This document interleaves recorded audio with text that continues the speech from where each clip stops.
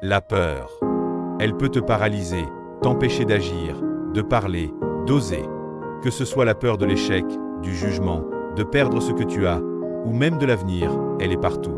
Et pourtant, les stoïciens, il y a 2000 ans, avaient déjà trouvé des outils pour affronter la peur et la transformer en force. Dans cette vidéo, tu vas découvrir pourquoi la peur n'est pas ton ennemi, comment Marc Aurèle, Sénèque et Épictète ont appris à l'apprivoiser, et surtout, 4 techniques stoïciennes pour dire stop à la peur et reprendre le contrôle de ta vie. Qu'est-ce que la peur, selon les stoïciens? Pour les stoïciens, la peur est un jugement erroné. Ce n'est pas la situation qui te fait peur, mais la façon dont tu la vois. Sénèque disait « Nous souffrons plus dans l'imagination que dans la réalité ». Exemple. Tu as peur de prendre la parole, mais ce n'est pas l'action qui fait peur, c'est le jugement que tu imagines des autres. Tu as peur de perdre ton travail, mais en réalité, ce qui te terrifie, c'est la projection que tu fais sur l'avenir. La peur naît de notre esprit, pas des événements. Les stoïciens face à la peur. Marc Aurèle, empereur de Rome, vivait entouré de guerres, de complots et d'épidémies.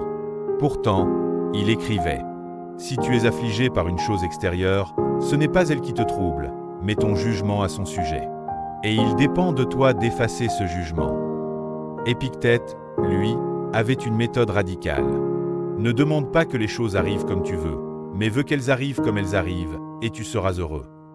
Autrement dit, la peur disparaît quand tu acceptes que certaines choses ne sont pas en ton contrôle. 4 méthodes stoïciennes pour dire stop à la peur. 1. La distinction, ce qui dépend de toi et ce qui n'en dépend pas. C'est le cœur du stoïcisme. Demande-toi, est-ce que cela dépend de moi? Oui, tu peux agir. Non, inutile d'avoir peur, car ton inquiétude ne changera rien.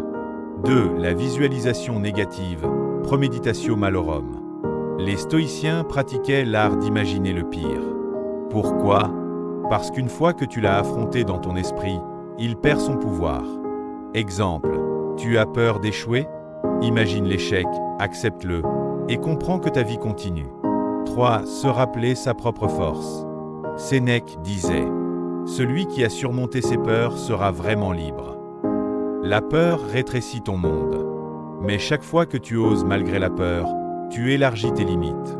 Ta force grandit au contact de ce que tu redoutes.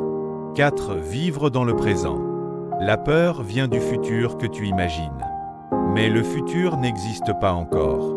Marc Aurèle conseillait de ramener son esprit à l'instant présent. Ne laisse pas ton esprit divaguer vers ce qui pourrait arriver. Dans l'instant, il n'y a pas de peur, seulement des actions à poser. Le stoïcisme ne dit pas « ignore ta peur ». Il dit « utilise-la comme un signal ». La peur t'indique ce qui compte vraiment pour toi. Elle te pousse à te préparer, à te renforcer. Et si tu l'affrontes avec sagesse, elle devient ton carburant. Dire stop à la peur, ce n'est pas la supprimer. C'est la remettre à sa juste place. Un signal, pas une prison. Distingue ce qui dépend de toi. Visualise le pire pour le rendre supportable. Rappelle-toi que tu es plus fort que tu ne le crois. Et surtout, reviens toujours à l'instant présent. Les stoïciens nous rappellent que la peur n'est qu'une illusion de l'esprit. Ce n'est pas elle qui doit décider de ta vie. Dis-moi en commentaire, quelle est ta plus grande peur aujourd'hui?